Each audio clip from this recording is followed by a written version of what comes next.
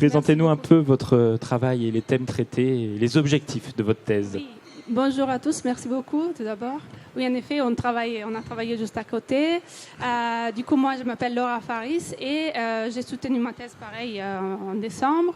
Et le sujet était toujours en lien avec le matériel végétal, mais c'était plus un volet œnologique. Et moi, j'ai étudié l'effet du portogreffe sous l'arôme du vin de Cabernet Sauvignon. Du coup, j'avais un cépage et plusieurs portogreffes. C'était un peu différent. L'idée de ce projet a été effectivement de creuser un peu plus nos connaissances par rapport à ce qui nous apportait le portogreffe à niveau de l'arôme du vin, c'est-à-dire à niveau chimique et sensoriel. Parce qu'en fait, dans la littérature, on a beaucoup d'études qui montrent que le portogreffe module le comportement de la vigne, notamment la vigueur ou encore le rendement, mais aussi les caractéristiques chimiques des raisins, du coup les sucres, les acides organiques, etc. Mais par contre, il n'y avait pas vraiment d'études complexes sur ce sujet. Et une opportunité s'est créée grâce justement à une collègue qui a planté, Elisa Marguerite, qui a planté une parcelle sur le site de l'INRAE à Villeneuve-d'Ornon, où en fait elle a planté 55 portogreffes sur 5 cépages.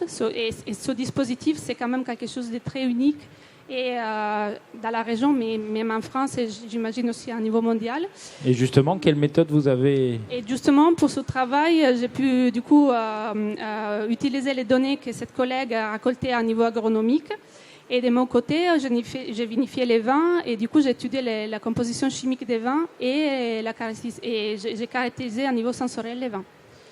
Et voilà, du coup, à niveau des résultats, ce qui est intéressant, c'est que sous les 20 portogreffes que j'ai étudiés, sur le cépage Cabernet Sauvignon, qui est quand même un cépage emblématique de la région de Bordeaux et reconnu aussi pour sa typicité à niveau mondial, en fait, on a pu montrer que dans les conditions de mon étude, il n'y avait pas de différence vraiment marquante sous l'arôme du vin, chose qui est quand même un message important pour les viticulteurs qui peuvent, sur la base de mes résultats, se dire, bon, on utilise le portogreffe plus comme un levier d'adaptation aux conditions du sol ou encore des particularités des cépages. Voilà. Et donc, quelles perspectives et quelles applications concrètes on peut avoir dans l'agriculture de notre région? Alors, moi, ce que je vois comme message, je pense, important pour les viticulteurs, c'est qu'avant de se pencher sur de nouveaux cépages, peut-être qu'il y a quelque chose qu'on peut faire avec les portogreffes, justement.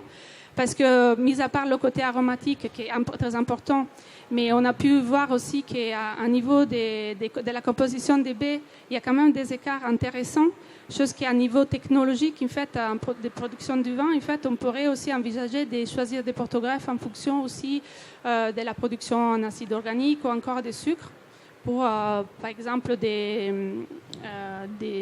pour adapter mieux justement au changement climatique, etc.